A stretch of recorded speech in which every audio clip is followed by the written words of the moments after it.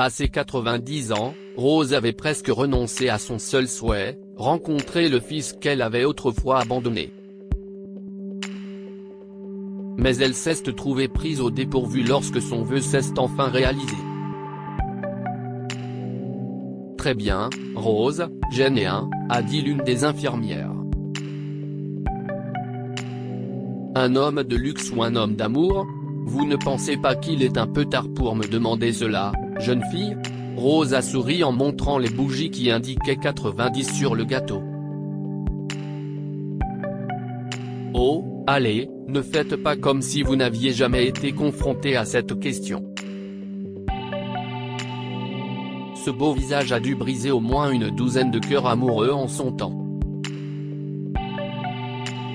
C'était le cas, en effet.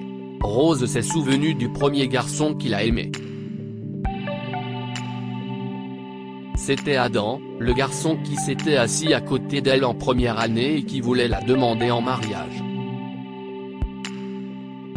Le pauvre s'est fait attraper par la maîtresse de classe et a été déplacé sur l'un des bancs du fond. C'était le premier garçon qui a voulu l'embrasser, et il y a eu une centaine d'autres garçons et hommes tout au long de ses années d'adolescence et de jeunesse. Tout le monde la regardait de la même façon. Tout le monde la traitait de la même façon. Tout le monde suivait les conseils romantiques de livres écrits par des hommes qui pensaient savoir ce que les femmes voulaient. Ils ont tous utilisé des répliques mielleuses, ont parlé de sa beauté ou de l'argent qu'il gagnait, ont fait la routine fleurs bijoux dîner et ont voulu qu'elle les aime. Mais personne ne s'est soucié suffisamment pour remarquer que Rose voulait quelque chose de plus que l'amour, elle voulait une carrière. Tout le monde la complimentait sur ses vêtements, mais personne ne se rendait compte qu'elle les a tous cousus elle-même, parce qu'elle n'avait pas l'argent nécessaire pour en acheter de nouveaux. Personne ne l'a vue s'épuiser à étudier le droit. Personne ne l'a vue s'occuper de son père mourant dans un vieil appartement minable. Personne ne lui a demandé si elle était heureuse d'être une réceptionniste prometteuse. Jusqu'à ce qu'un homme vienne le faire. Clive était un homme d'affaires timide qui n'avait pas le temps de s'occuper de banalités telles que les cravates assorties et les phrases de drague. C'était le genre d'homme qui vous ouvrait la porte sans s'arrêter, attendant votre signe de tête ou votre sourire de remerciement. Clive était celui qui restait assis avec Rose, pendant qu'elle préparait son examen du barreau et qu'elle était obsédée par les détails de ses premières affaires. Rose était celle qui lui tenait la main dans les hauts et les bas de son entreprise et qui glissait des sandwichs dans sa mallette, sachant qu'il aurait autrement oublié de manger. Lorsqu'ils se sont mariés lors d'une cérémonie discrète à l'église du quartier, ils pouvaient prévoir une vie entière d'amour et d'amitié dans les yeux de l'un et de l'autre. Ils pouvaient résister à toutes les tempêtes dans leur carrière et leur vie sociale, mais une belle erreur les a rendus désemparés. Clive a fait de son mieux pour consoler sa femme, bien qu'il se sente déchiré à l'intérieur. Chérie, les choses se passeront peut-être mieux que nous ne l'avions imaginé. Un bébé dans la maison peut finir par faire plus de place à l'amour et à l'abondance dans nos vies. Si nous travaillons ensemble, nous pourrons toujours poursuivre nos carrières et élever un bel enfant. Je veux dire, nous voulions le faire un jour, n'est-ce pas? Un jour, mais pas maintenant. Pas tout de suite. Comment allons-nous construire une carrière alors que nous ne pourrons même pas joindre les deux bouts? Je sais que tu as le cœur brisé, Clive a essayé de rassurer sa femme. Je sais que nous n'avions pas prévu cela. Mais maintenant que nous savons que cela va arriver, toi et moi pouvons l'accepter et le surmonter, comme nous l'avons fait pour tous les autres imprévus de notre vie. Je t'aime et je serai là pour toi à chaque étape. Nous ferons en sorte que ça marche. Les mois passaient. Le ventre de Rose a grossi, tout comme la froideur entre elle et Clivé. Une nouvelle vie était sur le point de commencer, et une histoire d'amour était sur le point de se terminer. Par un temps couvert, dans leur café préféré, Clivé et Rose ont signé les papiers du divorce, tandis que leur bébé d'1 mois dormait dans une poussette à côté d'eux. Pour la dernière fois, Clivé, ne sois pas amer lorsque le couple viendra chercher le bébé demain. Le donner à l'adoption est le bon choix. Tu n'as pas à vivre la vie harassante d'un père célibataire. Ne sois pas égoïste. Laisse le garçon avoir une famille complète et aimante. Si est-il la dernière fois que Rose a vu Clivé et le bébé? Des décennies s'étaient écoulées depuis ce moment douloureux, mais la douleur de voir son mari et son enfant s'éloigner d'elle était encore fraîche. L'amour, a dit Rose, essuyant une larme en revenant à l'instant présent.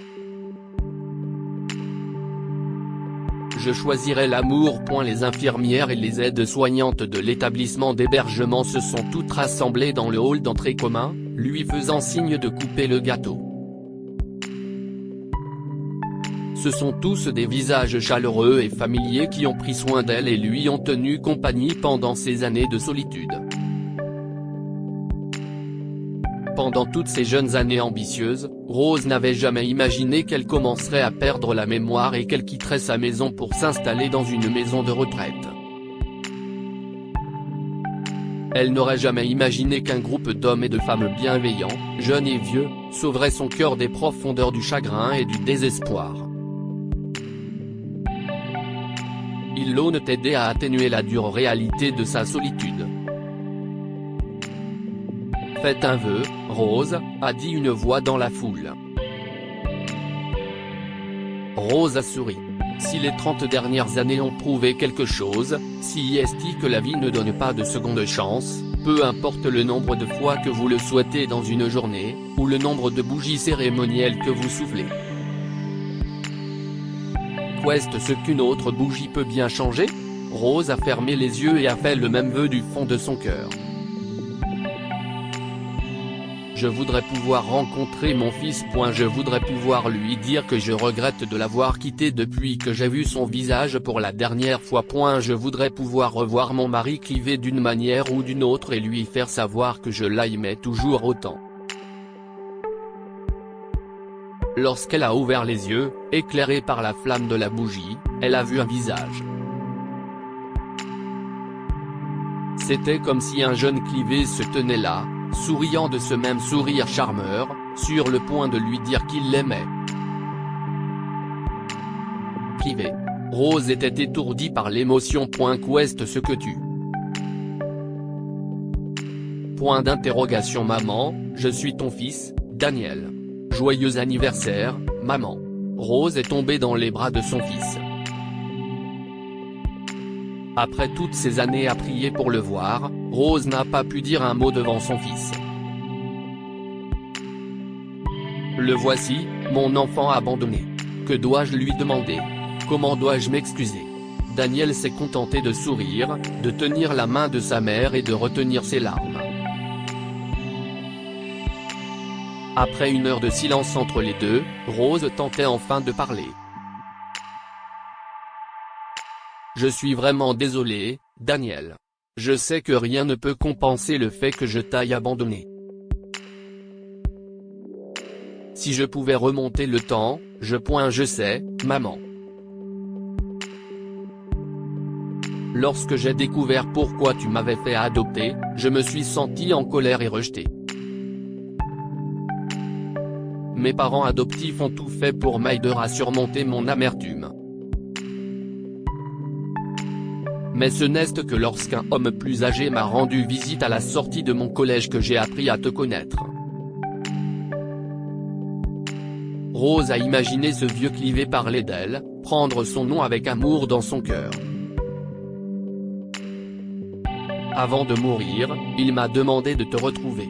Il voulait que je te dise qu'il t'aimait pour le reste de sa vie, et je t'ai cherché, maman. Et quand je suis enfin arrivé ici, le personnel m'a proposé de te faire une surprise pour ton anniversaire. Rose a serré la main de son fils aussi fort qu'elle le pouvait et a fondu en larmes.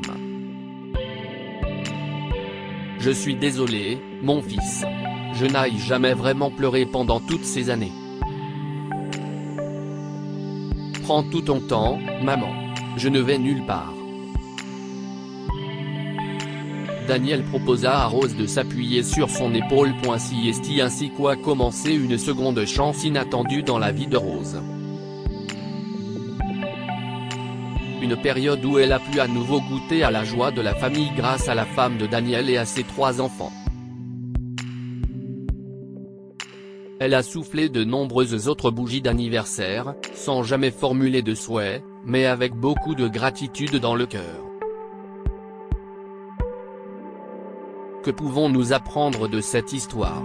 Ne craignez pas les incertitudes de votre vie, surtout si vous avez quelqu'un d'aimant avec qui les surmonter. Rose a senti que sa grossesse non planifiée menaçait la carrière qu'elle essayait de construire. Elle en est venue à regretter son choix d'abandonner son enfant non désiré, malgré le fait qu'elle avait le partenaire le plus attentionné et le plus encourageant qui soit. Même dans la solitude, la vie est parsemée de personnes qui vous aiment. Rose s'est peut-être séparée de sa famille et s'est sentie seule à la maison de retraite, mais sa vie a été bénie par le personnel qui s'est soucié d'organiser une surprise, par un fils qui est venu la chercher et par un mari qui l'a aimée longtemps après qu'ils se soient séparés. Partagez cette histoire avec vos amis. Elle pourrait égayer leur journée et les inspirer.